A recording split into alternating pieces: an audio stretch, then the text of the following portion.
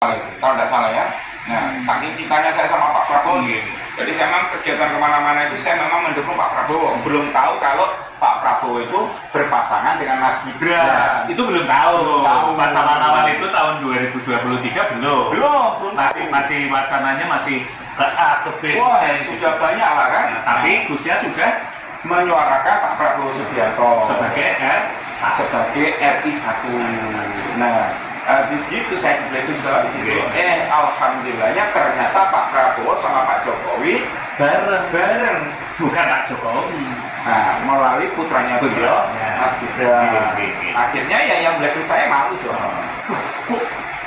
Kenapa? Nah, ya kan? Kemarin saya di blacklist gara-gara saya cinta sama Pak Prabowo, saya dukung Pak Prabowo. Ternyata ujung-ujungnya jatuh pendukungnya Pak Jokowi dengan Pak Prabowo. Jadi pada waktu pengobatan maupun ceramah keagamaan di Macau, di Hong Kong itu selalu diselipkan gitu. Selalu saya selipkan.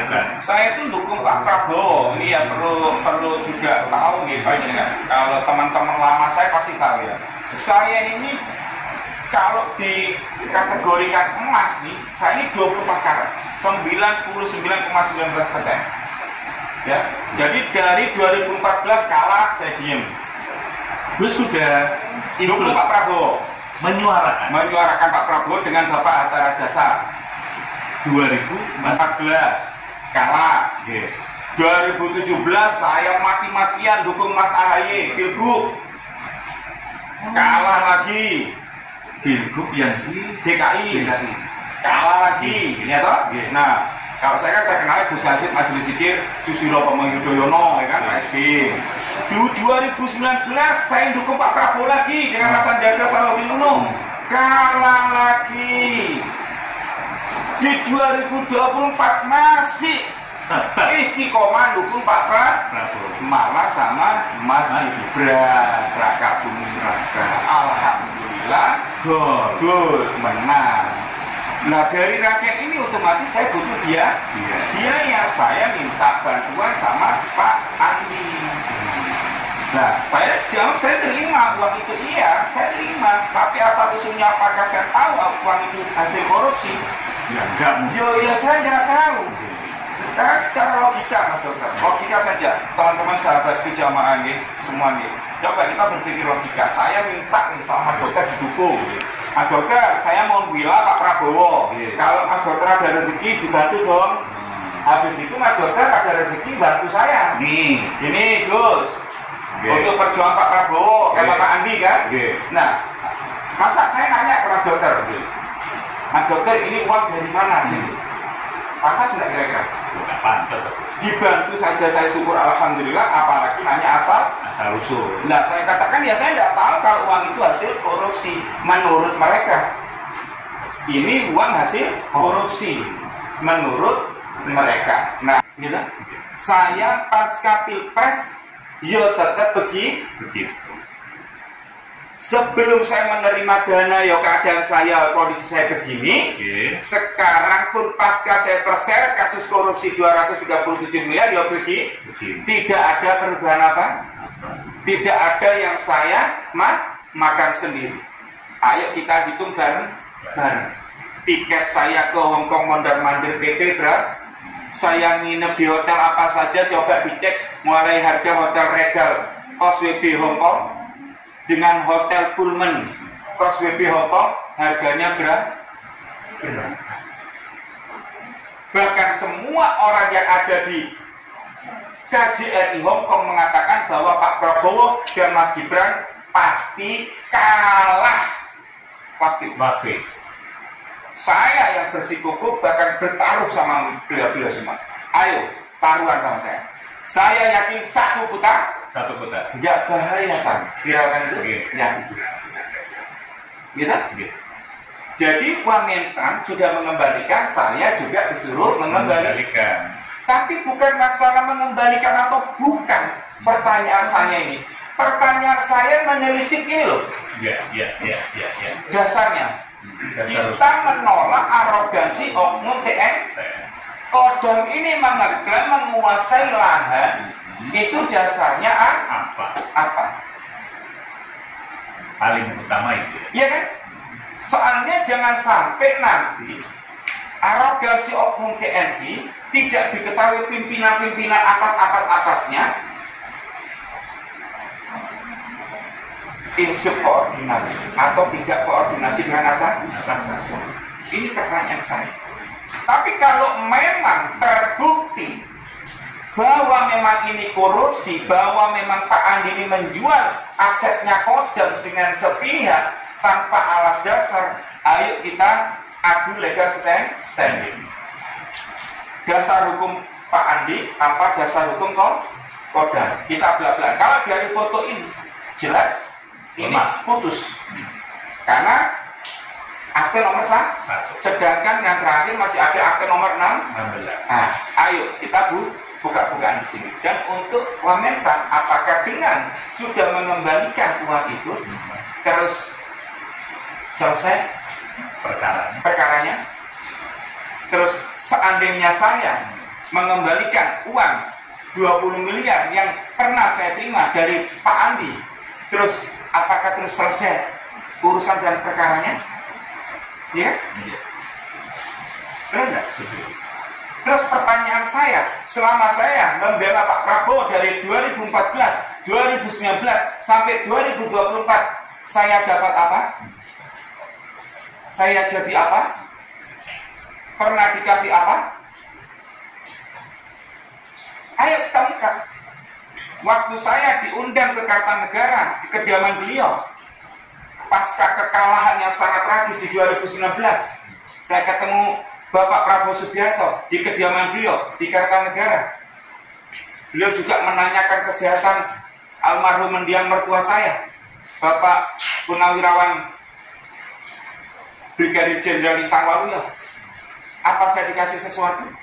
Apa saya meminta sesuatu? Terus 2024, apa saya minta sesuatu? Apa saya dikasih sesuatu? Ayo. Beliau yang menanyakan kesehatan. Ya, ya. Nah, terus sekarang orang-orangnya presiden yang di 2014 tidak ada, di 2019 tidak ada, nomor 2024 semua pada menikmati. Terus sekarang saya terseret kasus korupsi, katanya gitu. Ayo kita buktikan. Benar-benar saya terlibat kasus korupsi apa tidak? Iya kan? Gitu. Kita kan tetap komitmen belakang kan? Gitu. Saya dengar, saya nih yang tidak dapat dana pilpres untuk pemenangan pilpres, saya nggak dapat apa-apa, ya. Selain dari Pak Andi ya, untuk pengobatan ya, saya ada informasi paling, ayo kita buktikan. Gimana itu? Bahwa dana dari istana waktu tahun 2024 itu turun sebesar 6 miliar. Saya belak-belakan aja saya sudah pusing. Saya difitnah, dituduh macam-macam, padahal saya tidak merasa menikmati atau ingkar janji, atau saya berkomitmen karena saya tidak amanah kasarnya. Saya amanah, uang itu saya pergunakan untuk pengobatan gratis, untuk dakwah saya, dan saya suarakan Bapak Prabowo. Tidak saya suarakan siapa-siapa, tidak saya suarakan yang lain. Di Jawa, Kalimantan, sampai keluar negeri. Ayo, kita ada bukti jejak di kita semuanya. Nah terus dana yang dikorupsi oleh para jenderal ini gimana? Apakah ini termasuk korupsi atau bukan? Kira-kira pemotongan ini valid? Sumbernya ada, proses siap diproses. Ini saya bisa dituntut. Kita belak-belakan saat ini. Buka-bukaan. Tuntasin semuanya. Dan saya juga bertanya. Di sini kan jelas nih, ada request. Ya kan? Bapak Ponco itu mantan Kajati Jawa Tengah, ada kedekatan karena teman sekolah dengan Bapak Tandio waktu itu Pangdam 4 di Ponorogo. Teman sekolah. Saya minta keterbukaan informasi publik. Saya sudah di breakdown, saya sudah diperiksa. Saya dengan hormat minta dong, semua oknum TNI dan kejaksaan apalagi dalam perkara ini juga di breakdown rekeningnya, harta kekayaannya, dari mana asal muasalnya, kok bisa punya ini, punya itu, punya uang sekian-sekian, harus dong. Saya kan sudah diperiksa. Ya masa yang diperiksa saja? Iya. Harus terbuka, yang meriksa tidak terbuka, jangan dong. Ini masih level 1, baru Warming up. pemanasan. Muka di mana? Nah, ya kan? Iya. Kita buka-buka. Beliau yang menggelarkan dana pemenang pilpres saja sudah jadi wakil panglima, sudah jadi pangdam, yang sudah naik bintang di kejaksaan apa semuanya. Lah saya jadi apa? Terperiksa kejaksaan tinggi. Gak bahaya, walaupun sekedar saksi, tapi sudah menghebohkan dunia persilatan. Kok Gus terlibat kasus korupsi, Efeknya di media sosial macam yang katanya Agus-Agusan, walaupun Gus tetap harus diusut, ya kan? Tidak mungkin dia tidak tahu mau ini buat kesehatan sosialis, terserah, harus diusut. Ayo, kalau mau ngusut saya sudah usut semuanya, termasuk pejabat-pejabat kita. Ini ada apa orang-orangnya Presiden Prabowo Subianto kok kayaknya disikat-sikat sana sini, dipati dari Gerindra disikat habis. Gitu? Nah, di Jawa Timur Wakil Gubernur Mas Emil Dardak disikat habis. Di Jakarta Pak Saroni sama Naval Nasdem disikat habis. Mas Eko Patrio uya-uya dihabis. PAN dihabis. Dan seolah-olah tidak ada hukum di negara kita. Padahal di negara kita ini ada eksekutif, ada yudikatif, ada legislatif. Kemana? Nah inilah kembali lagi Gerbong.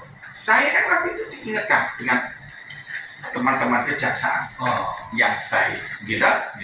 Kejaksaan baik, tapi ada oknum, ya kan? Tetaplah di mana-mana juga ada oknum, ya kan?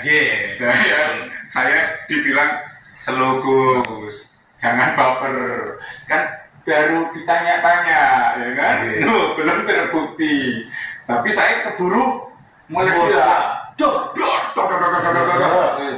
Sampai saya dihujat-hujat di Cilacap. Siapa ya? Ya kan?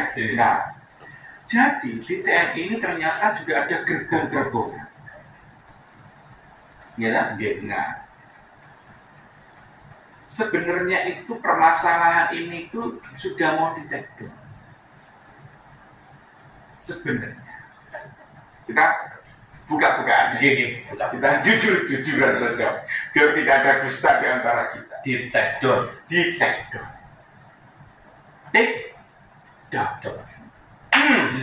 Supaya ini tidak berlarut, alias tidak berkembang. Kita. Tapi saya menginginkan kasus ini tetap berjalan. Jadi yang menginginkan kasus ini berjalan saya. Sengaja saya ingin membuka semuanya biar terang benderang. Yang mendukung Bapak Presiden Haji Prabowo Subianto ini, siapa yang punya tendensi, siapa yang ikhlas. Semua pendukungnya Presiden dapat jatah, dapat angpau dan jabatan. Walaupun kembali lagi, ada yang amanah, ada yang tidak. Apakah semua dapat? Nah, ini pertanyaan Besar. Garis bawah. Ya. Ada rumor kenapa Bapak Jenderal Tandrio Budi bisa diangkat jadi Wakasat dan sekarang jadi Wakil Panglima karena ada rumor yang berkembang bahwa Bapak Jenderal ini berjasa memenangkan Presiden Prabowo di Jawa Tengah. Nyawa saya sudah minta izin ke istri saya. Dan ini istri saya juga mendengar. Saya juga sudah pamit sama anak saya. Dan saya juga sudah pamit ke keluarga saya. Nyawa saya itu sepersekian detik bisa melayang. Ya, gara-gara konten ini. Saya sih siap. Saya tidak siap.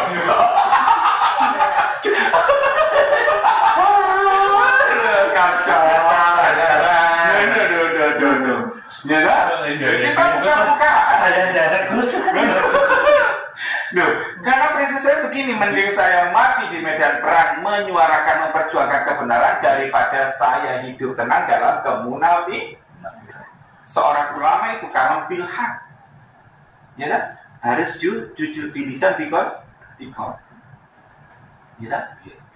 Saya yakin TNI masih dicintai rakyat dan mencintai rakyat. Tapi TNI oknumnya Allah lebih bisa. Jadi di gerbong TNI saat ini, gitu? Coba kita lihat jabatan-jabatan yang tidak sesuai dengan aturan pun dilanggar oleh oknum TNI. Berarti kan TNI ini dirusak oleh oknum Gus. Ya kan? Betul. Benar kan? Betul.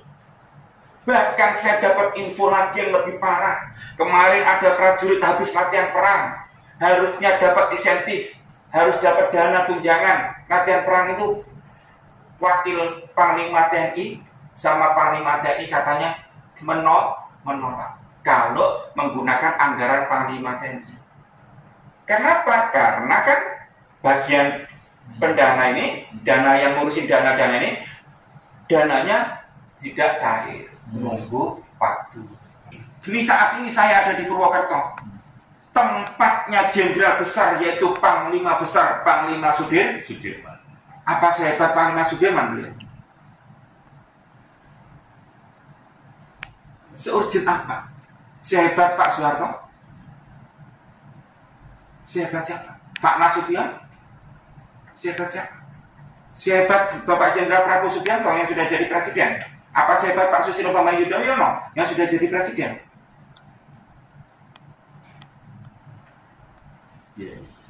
Gitu?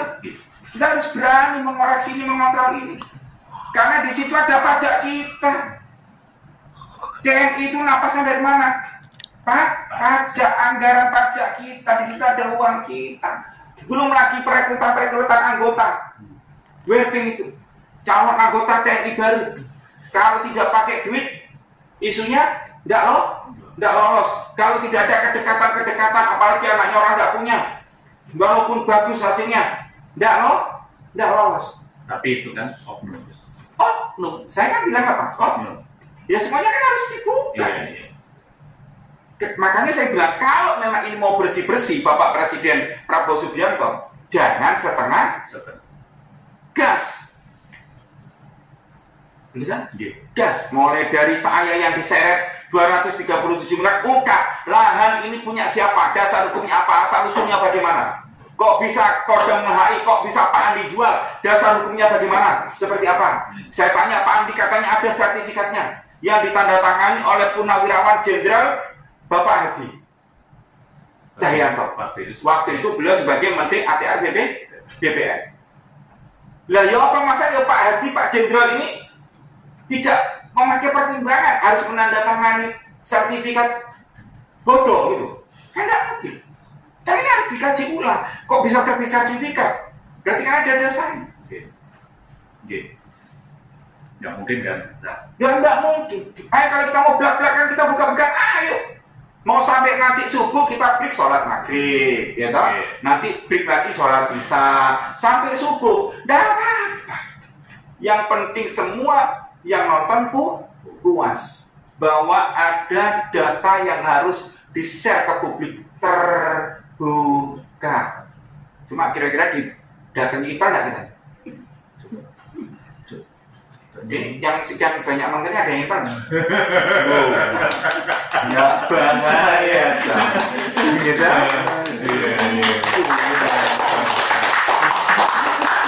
Ayo, kalau saya salah di penjara saya siap. Berarti memang saya salah dan keliru. Tapi jangan sampai itu yang lebih rampok, lebih bajingan lagi, tapi memenjarakan orang yang sama tuduh rampok sama tuduh bajingan. Badal rampok dan bajingannya sejenengan sendiri. Jangan sampai. Ayo, saya diperiksa dan memeriksa. Jadi semua kodam diperiksa, kejaksaan juga diperiksa. Oknum-oknumnya. Yang semua terlibat ini semua diperiksa. Komunikasinya di breakdown semuanya. WA dengan siapa, komunikasi apa semua di breakdown. Biar terang benderang. Ayo, wani ora? Yen wani aja wedi. Yen wedi aja wani. Kita sekarang di lereng Gunung Selatan.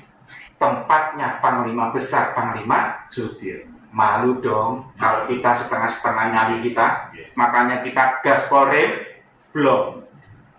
Benar? Betul. Ayo guys, diminum lagi. Dedek lagi. Level 3. Ini udah level 2 kan? Level 3. Betul. RSA ini benar apa salah? TTW ini benar apa salah? Jadi pemirsa, masyarakat, rakyat dilacak biar dengar dan lihat, bukan hanya katanya atau omong. Gitu? Nah, bagaimana Pak Presiden Haji Prabowo Subianto dan Mas Gibran Raka Buming Raka melihat dan mendengar menyaksikan kisah ini? Ya kan? Ahmad Yazid bin Abdurrahman bin Yasin bin Imam Ja'far Masaiban, gitu? Lagi diperiksa Kejaksaan Tinggi Jawa Tengah. Nih, biar panjenengan. Apa saya tidak berjasa? Panjenengan simpulkan. Apa saya tidak bekerja? Panjenengan simpulkan. Kurang apa saya bagaimana selama Pilpres? Panjenengan simpulkan. Pernah saya datang ke panjenengan minta-minta? Jenengan simpulkan.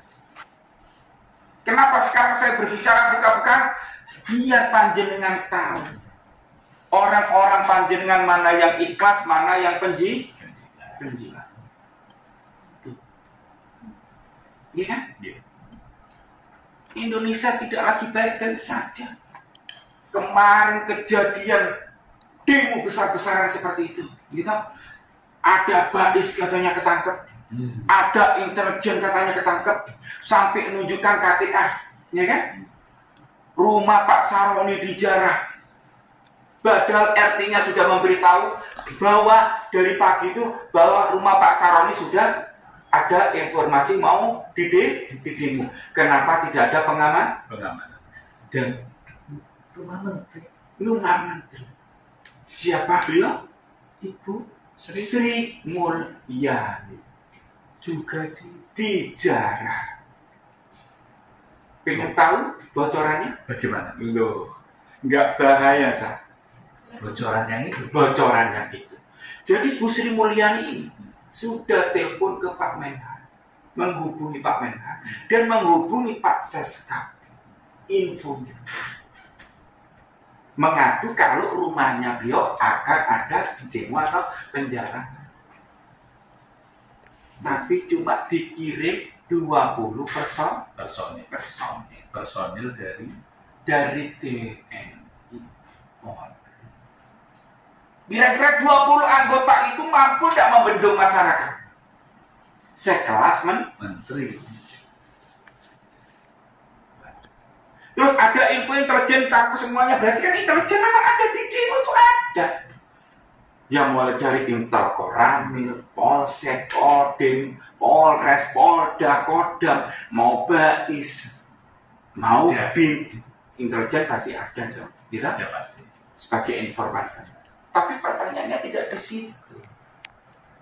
Pertanyaannya, kenapa tidak ada action? Seperti dibiarkan.